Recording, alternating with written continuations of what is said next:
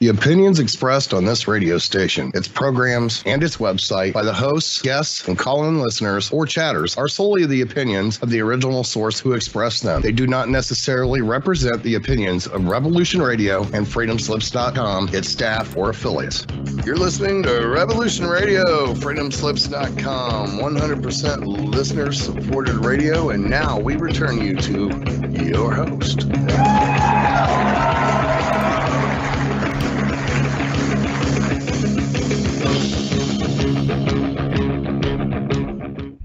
You're back with Dave and Meckie's Shiny Side Out on freedomslips.com on the number one listener-supported, actually, talk radio on the net. So push the donate button, or you can subscribe to the archives for free. And therefore you can listen to our shows, Solaris' shows, Jer Bear's shows, Mitchell Bupp's shows, or all of the hosts for that matter. Even Lady Horse. I miss her. And there's another one. Or I'm sorry if I've forgotten your names. It's been a while. And all of these wonderful things are available in the archives. And you can download them in MP3 format. And you'll find them all. It's like an old text, folder structure. And, just right click on them and choose Save As. Otherwise, if you click on it, it'll download and play it in Player. But you can actually save them all, and they're all dated there, where we use show numbers to refer to each show itself rather than a date. But we know it as a date stamp because they go live to air on YouTube. So if you're listening to this on YouTube, freedomslips.com is the place to go to find out more, and it's the station. It's also written there on the screen for the people who can see this on YouTube, right? So if you don't know who we are, that's who we are. This is, I think, 11 years or something crazy on air. But I was on for a very short time because the show got retuned. But I was on Triple M here in Sydney. Around the 2000 mark it was. Fantastic times they were. It was a good time to be in radio just when it was dying. And right before the internet really, it was only 4 years of internet. And yeah, there wasn't much going on back then. But look, this is show number 549. And Meckie, if he were here, he would say 940 and 500. It's just another way of saying it. And today's topic, this is episode 1 of the repeat show, where back in show 133, we talked about 13 years after 9/11. Now, we gave 9/11 a couple of weeks grace here with respect. But now, what's it like 21 years later? And why are we revisiting this topic again after 21 years? I mean, what does it matter, right? Really? Yeah, right. Well, we are coming here again because many questions remain unanswered. Many guilty parties are not facing justice. Many grieving survivors still don't know what really happened that day. It is one of life-changing events. They shaped the world like no other in the last 50 years. You go back a little further, you end up with World War II, and that shaped the planet. And we found a number of new resources and opinions and are intent on bringing them to you, dear listener. Says the text. The text says that. Actually says, dear listener. I hope that makes you feel special because I'm actually really pleased that you've allowed us into your lives by listening to me, Dave and Meckie when we're together, or just Meckie. All 4 different types of Shiny Side Out. That's 3, isn't it? Or the replays. There you go. Yeah, I know it's only 3, but there you go. Replays 4. And I wanted to thank you very much, also take the time to thank you for listening to Revolution Radio, and also to promote that you should get yourself some merch from the station's website. There's t-shirts and mugs, and a mad painter who has his own show as a host. He also did all the artwork, and they're really nice. Get yourself one. Take it to work. If you still go to work, or if you're in a Teams meeting, you can hold the mug up and someone go, "Oh, what's that? What's that you're holding up?" And you go, "Oh, it's Revolution Radio." "What's that?" Start the conversation. Tell other people about it, but in a way that makes them question it, and you'll get more buy-in. You can't just walk around the street with a trumpet and an A-frame saying, "I love Revolution Radio," because people will want to ignore the message that you're putting out. But get them to ask about it. Get them to be curious. And we're half show. This is Dave Mickey's 549 show. 549th show is better. I'll fix that in post. And we're talking here about the 21 years later after 9/11. It's not about breadth. Oh, geez, really? Nobody? Yeah, that's funny. You're funny. Love to talk to you after the show. Anywho, there's 5 unanswered questions about 9/11.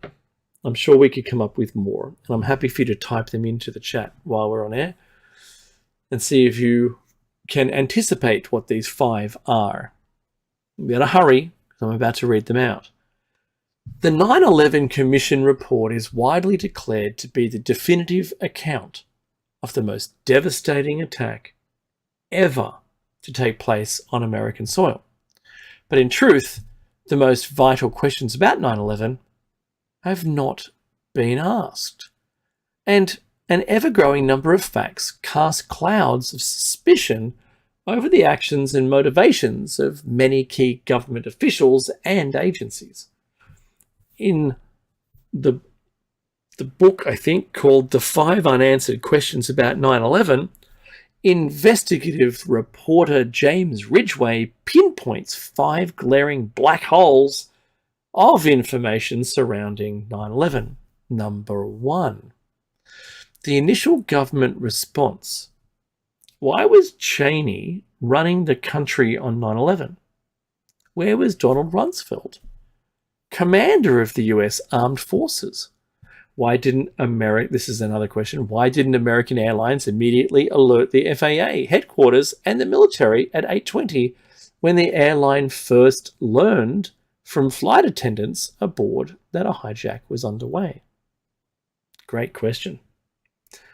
Number 2, the ignorance of the FBI and CIA, with Al-Qaeda firmly on the radar for years.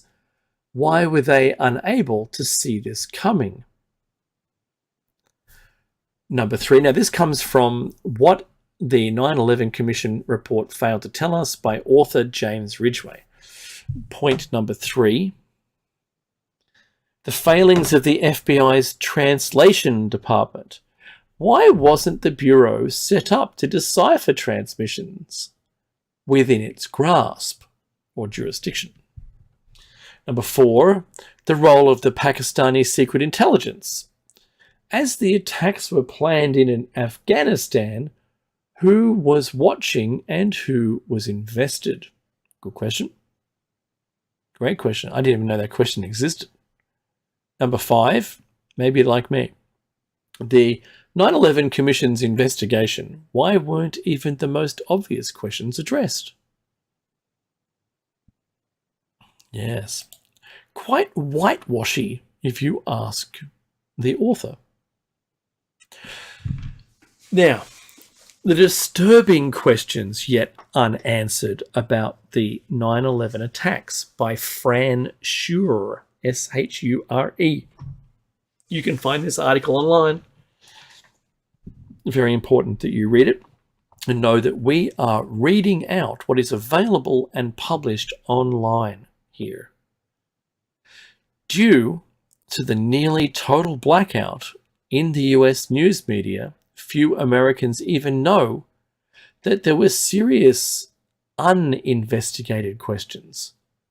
Questions which challenge the official story of the 9/11 attacks and which strongly imply complicity by elements of the United States government. Few know that the 9/11 Commission has consciously ignored these questions. They were presented to the commissioners by the Family Steering Committee for the 9/11 Commission. This is family members of 9/11 victims, who begged them to investigate these questions. As one family member was told by a commissioner, it's not the Washington way to ask pointed questions. Good grief. Really? Now, so what are some of these uninvestigated questions? Well, some are actually facts, and they include Air Force jets not being scrambled to intercept the hijacked airliners, which is standard operating procedure. Whenever any airliner veers off course and loses contact with air control tower, or ground control tower, 10 to 20 minutes is normal to intercept a wayward plane. But 1.5 hours passed before a single jet was scrambled on 9/11. Why? Very interesting.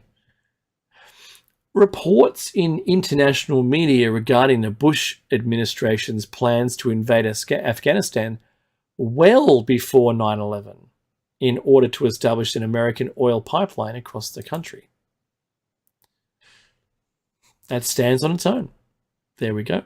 Another one. Project for a New American Century document, Rebuilding America's Defenses, written before the 2000 election, showing that Bush's cabinet intended to take military control of the Gulf region, even if Hussein was not in power. I did not know that. $100,000 wired to Mohammed Atta, one of the lead hijackers, by the head of ISI, Pakistan's secret service, who was meeting with top Bush administration officials in Washington on 9/11. The ISI is financed by the US. Wow. Insider stock trades in weeks and days before 9/11 called put options, bets that a corporation's stock value will fall against United and American Airlines, as well as other businesses affected by 9/11 attacks. This is a common indicator of an impending terrorist attack. Wow. How about this one? Multiple warnings from intelligence community to specific individuals not to fly on 9/11. Another one. Osama bin Laden being visited in hospital in Dubai by a CIA agent in July 2001 and yet not apprehended. It might have been part of the condition for seeing him. Who knows? President Bush forbidding investigations into the financial ties between the bin Laden family and the White House. Well, you can't look into that for some reason. The World Trade Center towers falling at or below free fall, even though there would have been tremendous resistance offered by the structure, or the intact structure, below. Now, in brackets here it says, critics of the official account contend that the only way these two towers could have fallen, could have fallen this fast, and in the way that they fell, was with bombs placed throughout the buildings, as well as in the basement. Also reports of what sounded like bombs going off was reported by a fireman as they fled the collapsed buildings. All right. So that's a very good point to make.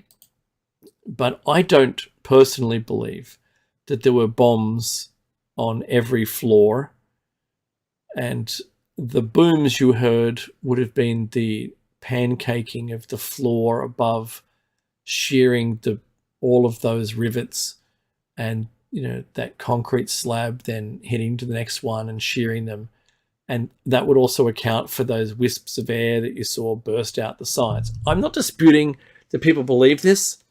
I have a thought about how that might have occurred, and I've seen examples of it being made, where you just have a heavy floor suspended by matchsticks only, and you slide another one, like you have them set up, like 20 of them, and then you break the first one, and as it falls, it accelerates to hit the next one, and then the next one, and that continuing mass which grows is able to bust all the ones that are below it. But look, I'm not an expert. I did do engineering, but building number 7, which sustained only this is one of my favorites, only superficial damage from the collapse of the 2 World Trade Center towers, falling in complete conformity to a controlled demolition. And then in brackets here it says, in fact, the lease owner, Larry Silverstein, saying it was pulled. There's this jargon for a controlled demo. Yes, I completely understand what that means, and that would have also implied that the building was hot.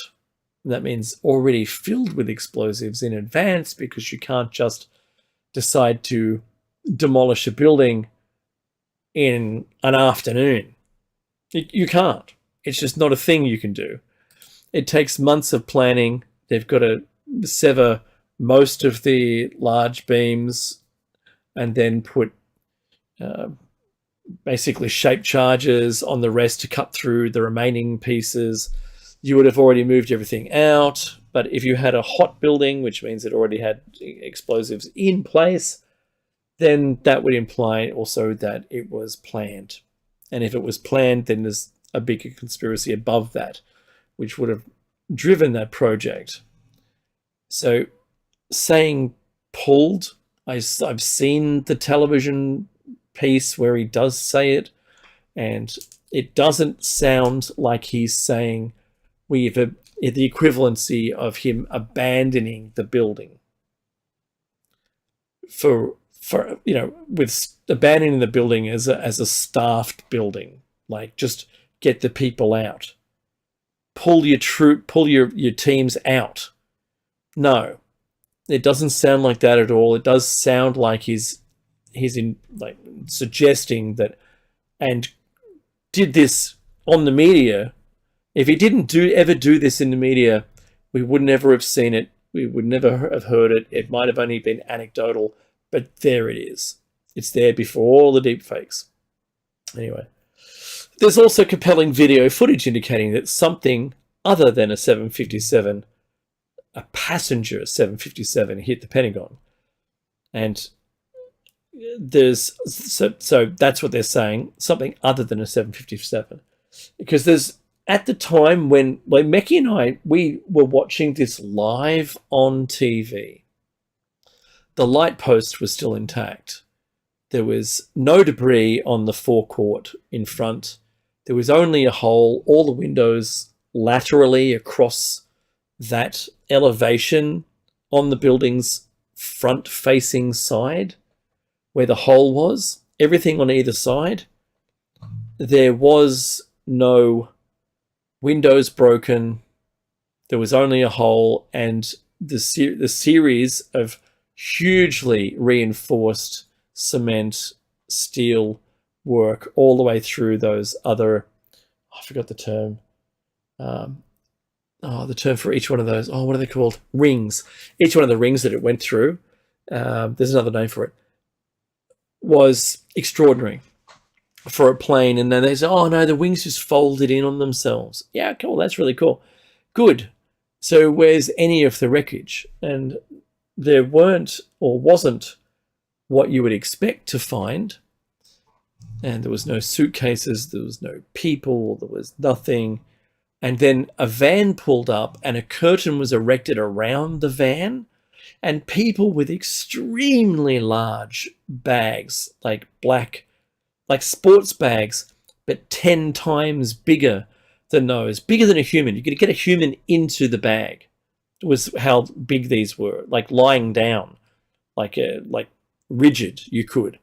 But they had odd shapes pushing out the sides, and they were carryable by a single person over the shoulder with a shoulder strap. Now, when you saw them getting, moving these out of a truck, and then suddenly when they went into the hole, they were coming out with plane parts and no bags, if that makes sense.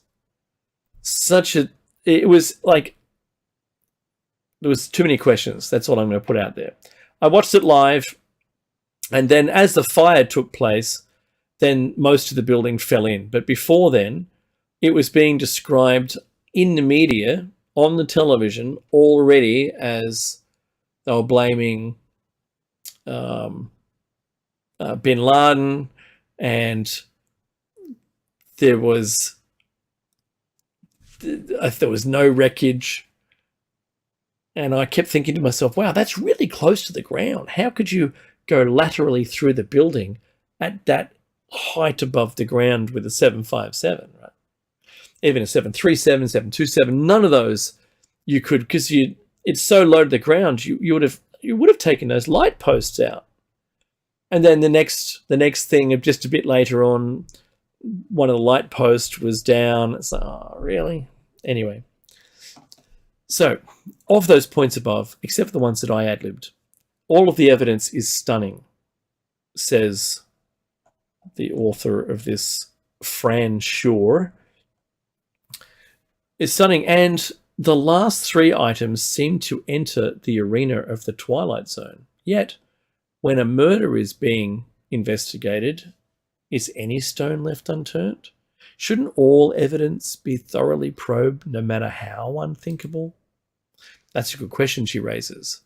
So, yeah, that's available online. If you listen to my words, you can find those. So, one of the things that I thought also was extraordinary was that Flight 93 crashed in the exact location within a meter, the same location as a prior air crash. And yet there was nothing. The blades of grass that were painted black to make it look like they weren't still alive right now were a little unusual, and there was no wreckage. Once again, the curtains came up, and then suddenly they're bringing plane parts out of what was just a dirt. It looked like someone had put off a small explosion and thrown dirt out of a hole, right? And that's in all of the other examples of planes with passengers and luggage. There is a lot of material there to find, but there wasn't anything at all. It was a divot in the ground, and that's it. But it happened to be the exact location of what we found out later to be a prior air crash, and there was no material parts still left there. Anyway, I'll move on. Now, a structural reevaluation of the collapse of World Trade Center 7. There's many authors to this piece. I won't bother naming any of them except for the architects and engineers for 9/11 Truth. This is from March 2020. Report number 18.17. Now, the abstract says, a structural reevaluation of the collapse of World Trade Center 7. This report represents the findings and conclusions of a 4-year study of the collapse of World Trade Center Building 7, WTC7, sorry, a 47-story building that suffered a total collapse at 5:20 p.m. on September 11th, 2001, following the horrible events of that morning. The objective of the study was threefold. 1, examination of the structural response of World Trade Center 7 to fires, to fire loads that may have occurred on September 11, 2001. Number 2, rule out scenarios that could not have caused the observed collapse. 3, identify types of failures and their locations that may have caused the total collapse to occur as observed. The UAF research team utilized 3 approaches for examining the structural response to World Trade Center 7 to the conditions that may have occurred on September 11th, 2001. First, we simulated the local structure response to the fire loading that may have occurred below floor 13, where most of the fires in World Trade Center 7 are reported to have occurred. Second, we supplemented our own simulation by examining the collapse initiation hypothesis developed by the National Institute of Standards and Technology, or NIST. And we know that to be the NIST report was one of the outputs. Third, we, that's all of those people in the authors of this document, simulated several scenarios within the overall structure system in order to determine what types of local failures and their locations may have caused the total collapse to occur as observed. That's very funny, Kathleen. All right. The principal conclusion of our study is that fire did not cause the collapse of World Trade Center on 9/11, contrary to the conclusions of the NIST and private engineering firms that studied the collapse. The secondary conclusion of our study is that the collapse of World Trade Center 7 was a global failure involving the near simultaneous failure of every column in the building. All input data, results data, and simulations that were used during or generated during this study are available at, and I'm going to see if I can copy that hyperlink and put that into the chat room for everybody to examine on their own and conclude themselves their own opinion. Now, here is commentary by Arjun Walia, September 11, 2021. So this was September 11 last year. The significance of near simultaneous failure of every column in the building is critical because it leads one to posit that explosives must have been used to bring it down. Explosives would mean someone had to access the tower's main structures to plant all of the explosives.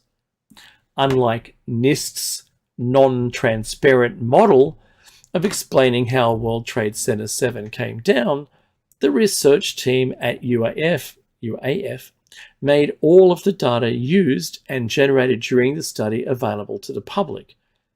NIST's official explanation for why they did not release their data, their own model, it might jeopardize public safety. Also worth noting, Dr. Robert Correll, a professor emeritus of civil engineering at McMaster's University, Ontario, Canada, alongside Anthony Zambotti and Ted Walter, published a paper titled 15 Years Later on the Physics of High-Rise Building Collapses. Now I'm going to see if I can copy that hyperlink as well. Let's paste that into the chat room. And this will also be available beneath the video in YouTube. Now, there's an opinion. 2 decades after 9/11, many questions are left unanswered. Oh, by the way, there's 80 columns, steel columns, that had to have failed simultaneously for that building to fail in the way that it did. And that's crazy. It's crazy right there. That was ignored. All right. Oh, yes, documents. Yes, of course. All right. Moral panics leave a trail of catastrophic results by Gershon Shafir, September 9th, 2021. Shafir is a distinguished professor of sociology at UC San Diego, University of California, and lives in La Mesa. How did the 9/11 attack on the Twin Towers and the Pentagon lead to 20 years of state building in Afghanistan that cost more than $2 trillion, the lives of 2,448 US soldiers, 1,144 NATO allies, 66,000 Afghan military members and police, and 444 aid workers? Why, at the conclusion of the fight against Al-Qaeda and the Taliban, did the military presence continue under 4 US presidents, only to end with the ignominious return of the Taliban? What went wrong? It's a good question. And I'm looking at a picture here of the new World Trade Center site with the memorial and the big hole and the waterfall. September 3, 2021. The proper place to start is the then President George W. Bush and the Vice President Dick Cheney's failure to understand that terrorism is a weapon of the weak. The strong seek to crush their enemy soldiers. In the social sciences, we call the Bush-Cheney war on terror response a moral panic. They cast the 9/11 attack and the threat of Al-Qaeda terrorism not as a danger to individuals and property, but as to an attack on the American way of life and its liberties, on morality, on civilization itself. In contrast, European states chose to deal with terrorist attacks as criminal matters, not as acts of war. Wildly inflating the peril replaced strategic considerations with existential jeopardy, justifying a disproportionate response to an exaggerated threat, instead of relying on intelligence gathering and police investigations. And the metaphorical war on terror led to real war in Afghanistan and then to its unwarranted sequel in Iraq. The 2 decades-long occupation of Afghanistan after the defeat of Al-Qaeda and the Taliban was justified as state building, imposing a Western model, replacing the traditional decentralized regime, befitting a nation of ethnic enclaves, required the continued development of US and allied troops in the country, but continued occupation led to resistance. Resistance led to repression and consequent loss of Afghan lives, only to boost the Taliban. Sinking additional lives and treasure in the then President Barack Obama's 2009 counterinsurgency surge, opposed by then Vice President Joe Biden, only delayed the hour of reckoning. Endless training of Afghan troops further postponed the inevitable, leaving us with the uncomfortable question, why did the Taliban not require training? Their strength steadily grew, and even before the US began its recent withdrawal, they controlled roughly half the country. Nobody's asked a question, didn't the CIA train the Mujahideen? 9/11 was type of karma. Okay, so the CIA did pay for people to come across to the US on fake passports to be trained using US military weapons, to then return back to protect their oil interests, their oil pipeline. But once trained and given weapons, they demanded something that wasn't ever going to be fulfilled and became then enemy number one. Probably the best way to put it. Okay, so moral panics leave a trail of catastrophic results. When the sword of existential threat is said to hang over us, it became easier to suppress dissenting voices, shrink the sphere of public debate, distrust expert opinions. And for example, most Middle East scholars opposed the Iraq War, discredit normal politics, and loosen legal constraints. Maybe impulsive, vengeful acts replace methodical, purposeful thinking and planning. Those who inherited a war launched under mass hysteria found it hard to back out. An endless, boundless, expanding enemy morphing rapidly from Al-Qaeda to Salafists, to Middle Eastern Muslims, and eventually to Muslims in the US, changed the American domestic climate. The toxic fantasy of Islamophobia fed into xenophobic paranoia, equating immigrants, other favourite target of moral panics, not only with criminals, but purveyors of drugs, but also with potential terrorists, demonising all refugees, frequently in reasonable fear for their lives, evolved into pervasive, systematic and institutionalised operation. Remember when we were talking about it? Profiling? Oh, that's profiling. Yeah, completely. We all knew that it was going on. We did nothing. Policing became militarized. A sprawling homeland security apparatus was devised and border walls were built. The Afghan war, unlike previous wars the US has fought, was not financed with taxes but put on a credit card, adding some $6.5 trillion interest that our children and their children will bear.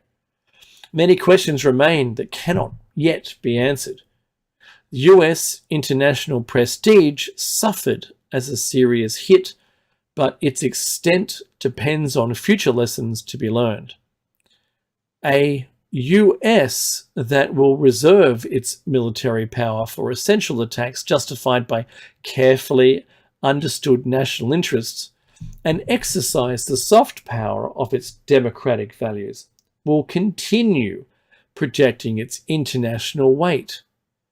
The fact that, aside from some extreme partisans, few now ask who lost Afghanistan seems to be a promising signal. Advising US ally Israel that military occupation is no longer a promising or legitimate tool of international politics can save both partners many future disappointments, but there are no signs of the US willingness to share the painful lessons of the Afghan debacle. Courageous rank and file soldiers who fought the Taliban in the Islamic State were promised victory, but they were not told about their commanders' pessimistic assessments. Some of the embittered and delusional US veterans of the war in Vietnam later formed dangerous conspiratorial and militias that challenged the authority of the American government and its constitution. Will there be a similar will there be a similar anti-democratic formations following the Trump and Biden administrations withdraw from Afghan? Probably. Here's one. Here's a good one. The Unanswered Questions Surrounding 9/11 by George Grundy. This is the 14th of September last year. I think people had a lot of time on their hands during the pandemic to question this repeatedly or over and over and look for answers, maybe where there is none or there are none. Questions were raised about the day of the 9/11 attacks from firefighters and other responders on the scene. And there's an image here of a fire truck amongst the ruins, and there's firefighters, they're covered in dust. And it's such a tragedy that people lost their lives needlessly. While many are quick to debunk 9/11 conspiracy theories, there are aspects of the disaster that seem inconsistent, even in the most rational minds, writes George Grundy. 20 years on from 9/11, this last year, I thought, that's George Grundy, says, I thought I could write a nuanced retrospective on the worst terrorist attack in history without focusing on the contradictions and inconsistencies that plagued the story. I couldn't do it. I'm not alone. Just last month, Spike Lee was forced to re-edit his new documentary series on the New York 9/11.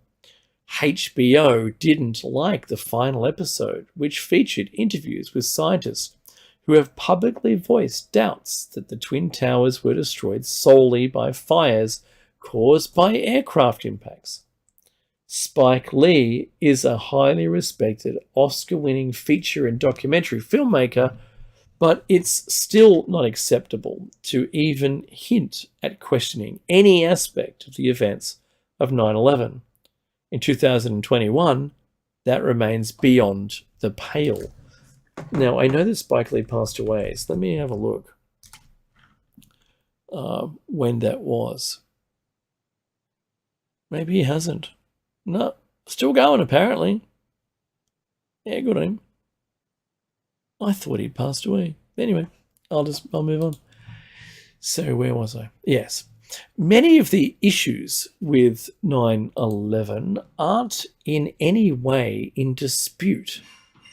It's the contention of my 2017 book, Death of a Nation, that the towers fell because of explosions and that the Pentagon was clearly not hit by a commercial plane. But if that's too much for you, then there's plenty of other material, says the author. Last week, US President Joe Biden, that's a year ago, ordered the release of previously classified files from the investigation into the 9/11 attacks, many of them detailing connections between the Saudi government and the hijackers. We already know that there were substantial contacts between Saudi spies and the 9/11 hijackers, 15 of whom were Saudis. Oh, he's got a house in Martha's Vineyard. Oh, that's really nice. Next to someone that lives there, I know, whose husband recently got a DUI. Yes, that's right. One Saudi spy named Omar al-Bayoumi met two future hijackers of the plane at Los Angeles airport in January 2000. So that was a year prior, well, a year and a bit. Arranged for them to be put up in a flat for which he signed the lease and paid the rent and regularly checked in on them. Why was the Saudi government official paying the rent of two future 9/11 hijackers? A reckoning with America's failed national security policy is long overdue. This is the author saying this. I'm not saying any of this. Biden might be opening a can of worms here to expose further links between the Saudi government and the hijackers might strengthen already plausible claims that the Saudis were deeply implicated in the events of 9/11. So the geopolitical implications of Biden's move can't be overstated. Given that we already know and by Americans' own definitions, Saudi Arabia could probably be designated a state of sponsor of terror. Equally worrying, from an establishment point of view, will be putting the spotlight back on the extreme links between the Bush family and the House of Saudi and the bin Laden family. Will that be necessary? I mean, it's worrying. These were so pervasive that the bin Ladens had investments in a firm called the Carlyle Group, on whose board George W. Bush sat. Extraordinarily, the attacks on 9/11 commenced Osama bin Laden's brother, Shafiq bin Laden, was at Carlyle Business Conference that the father of America's president had attended the previous day. The degrees of separation between these two preeminent oil families are not great. Then there are the hijackers themselves, mostly Saudis, mostly with poorly spoken English, almost all exhibiting behavior extremely unbecoming of pious jihadists, preparing to give their lives for Islam. The pilots themselves seemed almost comically unqualified. Hani, I won't bother with a surname, who was said to have carried out a brilliant technical maneuver in piloting a commercial plane into the side of the Pentagon, was unable to control a single-engine Cessna 172 just a few months before 9/11. An Arizona flight school manager who dealt with Hanjour said he could not fly at all. Cocaine, alcohol, gambling, strippers, dreadful flying records. These were very unusual Muslim fundamentalists who somehow pull off a daring raid with military precision. I'm not going to give them that much credit.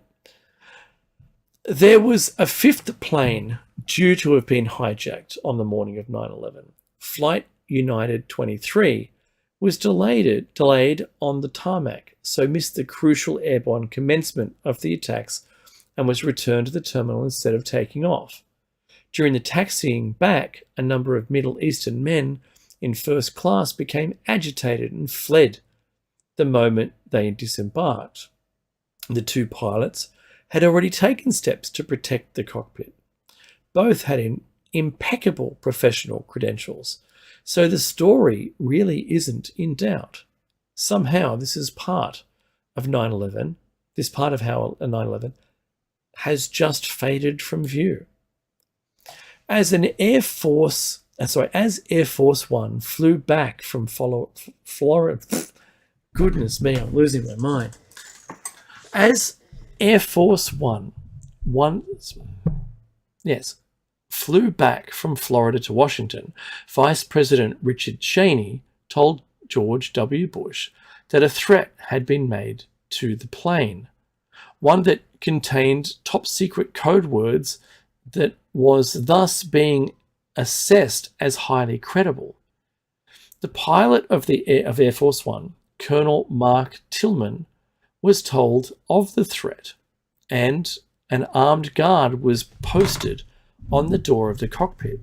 This threat was instrumental in Bush being kept on an itinerant journey across America until nightfall on September 11. But it has never been fully explained how the precise moment of the attacks, someone with access to top secret codes, made a credible threat on the life of the president.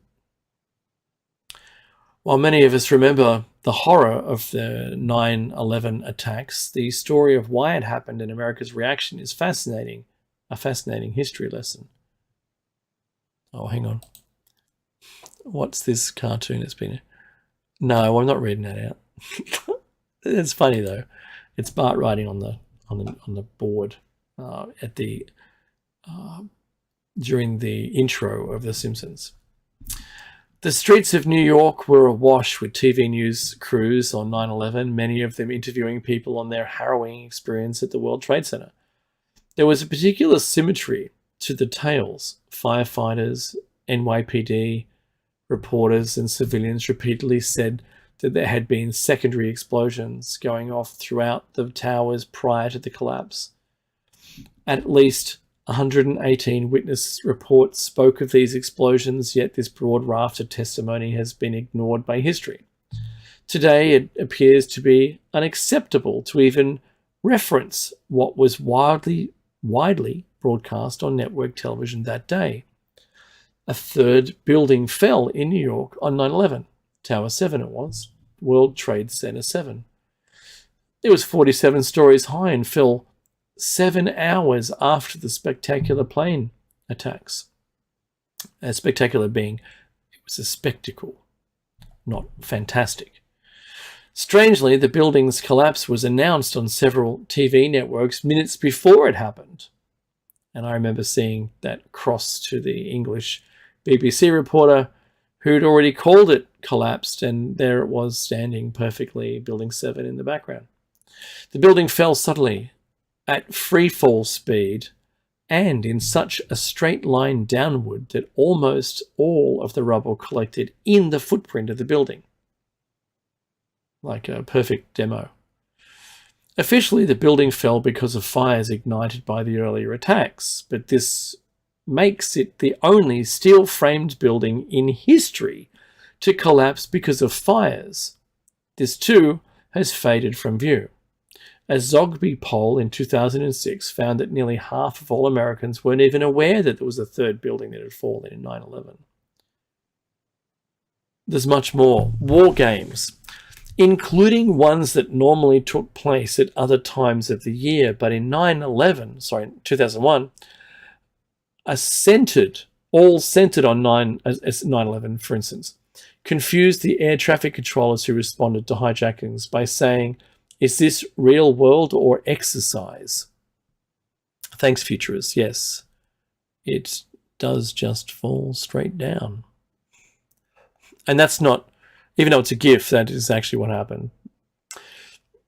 There was an inaction by those at the top of government, including Donald Rumsfeld and Paul Wolfowitz, the two most senior defense civilians in America, who saw the second plane attack, but concluded, to quote Wolfowitz, "There didn't seem to be much to do about it immediately, and we went on," he says, with a meeting.